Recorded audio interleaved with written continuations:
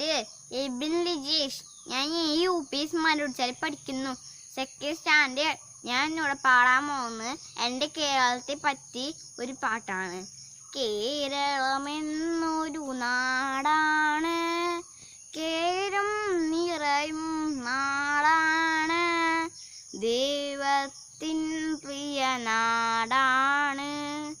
കേരളം നമ്മുടെ നാടാണ്, മലകൾ നിറയും നാടാണ്, പുഴകൾ ഒഴുകും നാടാണ്, പൂനെല്ലിൻ പട്ടുപൊതിയുന്ന പുഞ്ചനൽ പാടത്തിൻ നാടാണ്, സ്നേഹം പകരും നാടാണ്, നന്മ നിറഞ്ഞൊരു നാടാണ്.